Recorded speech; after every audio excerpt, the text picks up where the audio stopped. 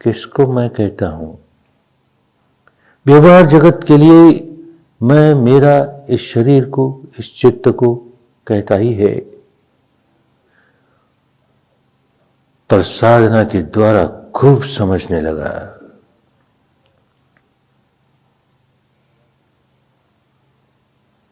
व्यवहार जगत में केले के खंभ को केला का खंभ कहेगा ही,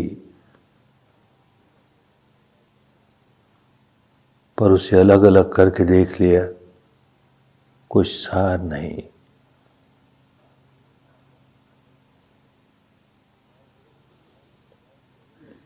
व्यवहार जगत में प्याज को प्याज कहेगा ही, पर छिलके अलग अलग उतार के देख लिए, कोई सार नहीं।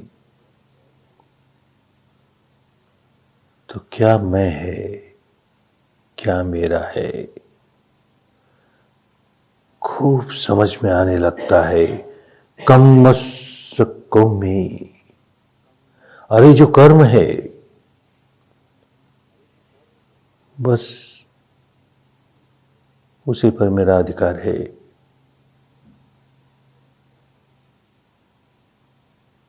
कर्म ही मैं हूं, कर्म ही मेरा है। कम दाया दो,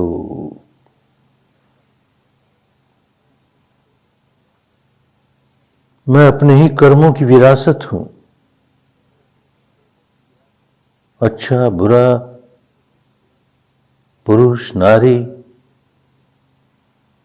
मनुष्य मनुष्येतर जो कुछ हूं, अपने ही कर्मों की विरासत है। सुखी दुखी जैसा भी हूं,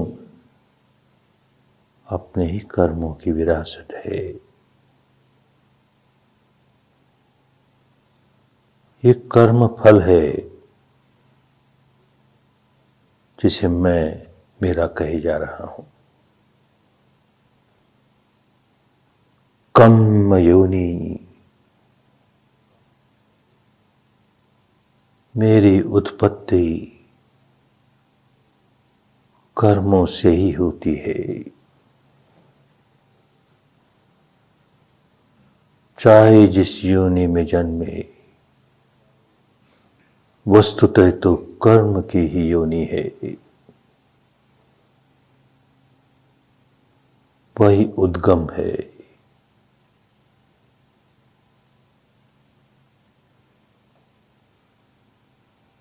वही उत्पत्ति का स्थल है।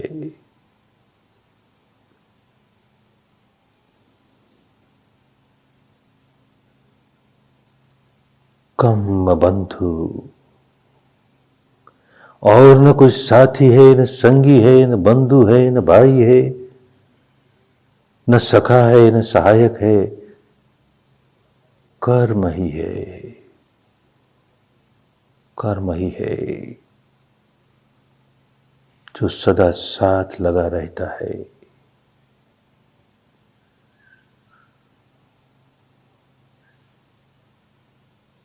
कर्म पटिशरणं,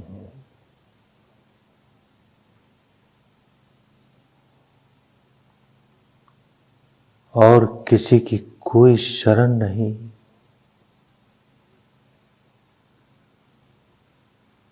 अत्थदीप भवत अत्थ शरणं नान्य शरणं।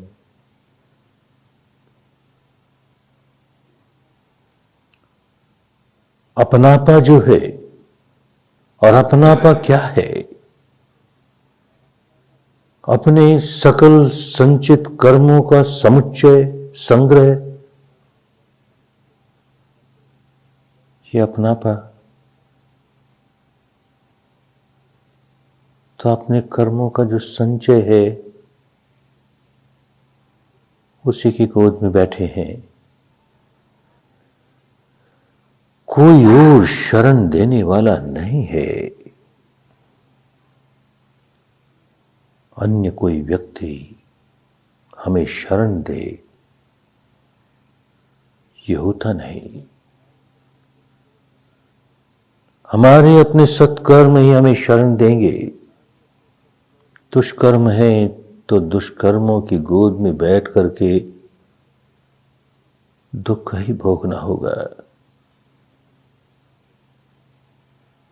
कम पटिशरणं।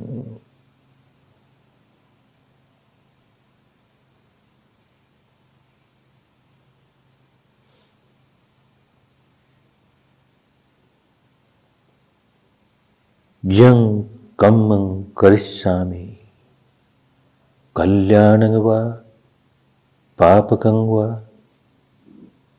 तत्सदायादु भविष्यामि इति। जैसा भी कर्म करता हूं करूंगा, कुशल कर्म करूं कि अकुशल कर्म करूं, बस विरासत में वही मिलने वाला है। दाइजे के रूप में वही मिलने वाला है, वही दायाद है।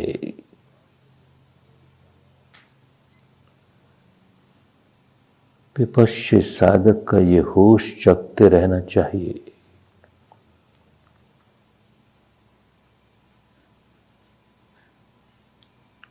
अपने कर्मों के प्रति सजग। 10 दिन के शिविर में आया कि 23 या और लंबे दिनों के शिविर में आया, तो प्रतिक्षण सजग रह करके अपने विकारों का निष्कासन करने लगा, अच्छी बात हुई।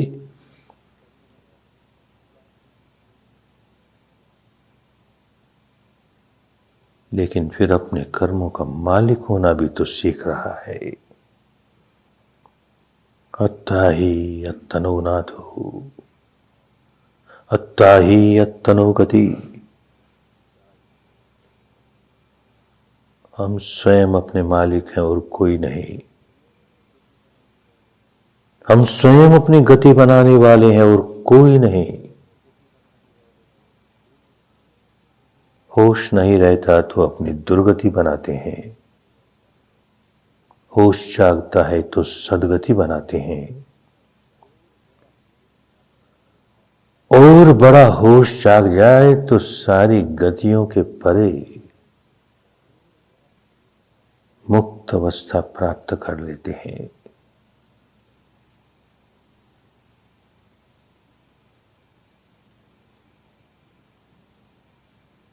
हमारे अपने कर्म वही प्रमुख हैं, वही प्रधान हैं। शिविरों में आकर के पूर्व संचित कर्मों के बीज भुने, उन्हें निकाला और फिर बाह्य जीवन में जाकर उसी प्रकार नए दुष्कर्म करते गए, फिर संग्रह किया। तो कई संग्रह किया अपने लिए, तो धर्म को ठीक से समझ नहीं पाए। इन शिविरों को भी कर्म कांड बना दिया। भिन्न भिन्न संप्रदायों की परंपराओं में जो भिन्न भिन्न प्रकार के कर्म कांड चलते हैं, विपश्यना को भी वैसे ही एक कर्म कांड बना दिया। शिविर कर लिए ना, अब और क्या करना है। इतने शिविर कर लिए ना, अब और क्या करना है। लंबे शिविर भी कर लिए ना, अब और क्या करना है। तो बेचारा भोला मानव उलझा ही रह गया, बात समझ में आई नहीं। कैसे शिविर में शामिल होकर के जल्दी से जल्दी निर्वाणिक अवस्था प्राप्त कर लूं। अरे कैसे प्राप्त कर लेगा रे? तेरे जीवन में परिवर्तन नहीं आ रहा, तेरे जीवन में सुधार नहीं हो रहा, तो समझता है कोई चमत्कार हो जाएगा।